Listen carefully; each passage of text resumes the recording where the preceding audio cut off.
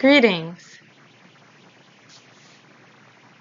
I'm Dr. Rhodes-O'Neill, a former Detroit educator who has worked with several environmental justice programs over the years, and I have noticed a growing trend toward an increase in prescription pill bottle use, not only for the older generation, but for school-age students as well. I myself have several chronic conditions, and each month I am inundated with little orange pill bottles. I took notice of the fact that several family members and friends are in the same situation. You can identify the issue as you glance in the corner and see a bag or box filled to the rim with these little orange pill bottles.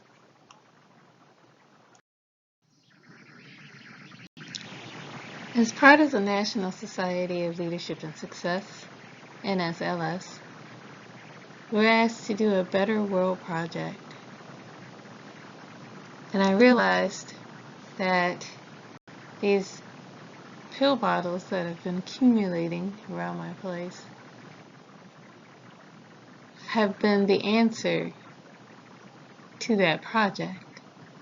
Research has shown that recycling plastics helps reduce the Earth's carbon footprint, yet most curbside recycling programs still do not take the orange pill bottles, the number 5 polypropylene. There are several programs that reuse the bottles, and I once tried to reuse them, but they accumulated in such great numbers that there was no real way for me to realistically use all of the bottles that I get each month. With that being said, my goal is now to create a single collection program that would eventually be replaced by the complete removal of all of these little orange pill bottles from circulation. So with the help of the ATL, the Activist Training Lab, through the Endangered Species Coalition, I was able to create a campaign that kind of outlined the steps that I could use to kind of make that happen. For this Better World project, the goal is to facilitate the recycling of millions of pill bottles in the Southeast Michigan region through an easier collection program sponsored by the pharmaceutical companies, bottle manufacturers, and local pharmacies. So the use of localized drop-off and pickup services where people normally venture, rather than an off-site, out-of-the-way location, we intend to increase the number of prescription bottles recycled and reduce the carbon footprint of Southeast Michigan. By starting in my local area, in my own community, I hope to be able to branch out as the program grows and we see nationwide reform of these recycled pill bottles.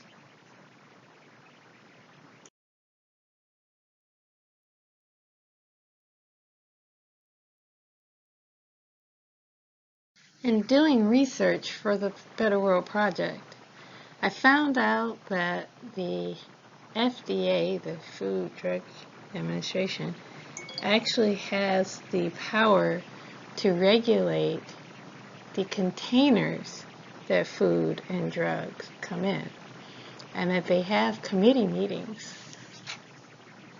to discuss changes and innovations.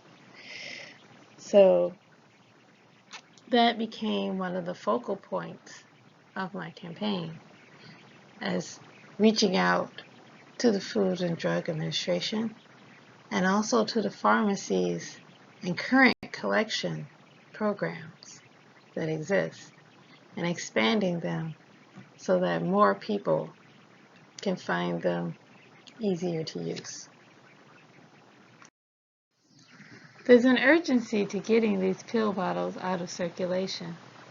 There are currently programs that are designing new pill bottles and even paper-based pill collection containers that can be used as alternatives that are more eco-friendly than the polypropylene number 5 pill bottles.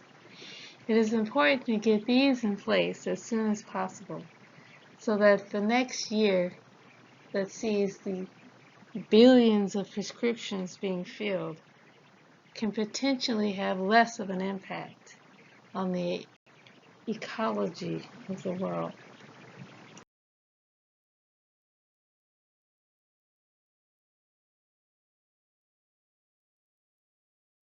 You can make a difference. Your participation and your support are essential to creating change in policy and in our environment.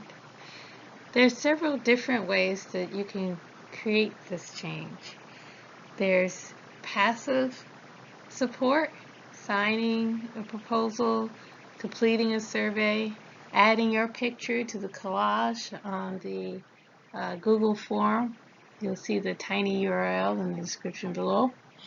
You can also help volunteer to shape the campaign. If there's anything that's in this presentation that you feel could be added to, that's missing, if you can change any of the information, if I've gotten anything wrong, please let me know.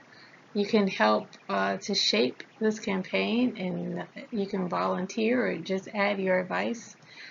You can also help once we get further on in attending the Food Drug Administration Advisory Committee to actually be in the space to petition and get our voice heard in front of the committee.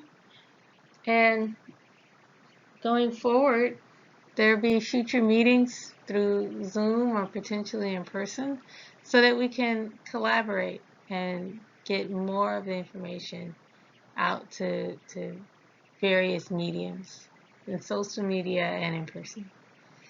So thank you for making it through this presentation and getting to this point. I greatly appreciate your attention and time.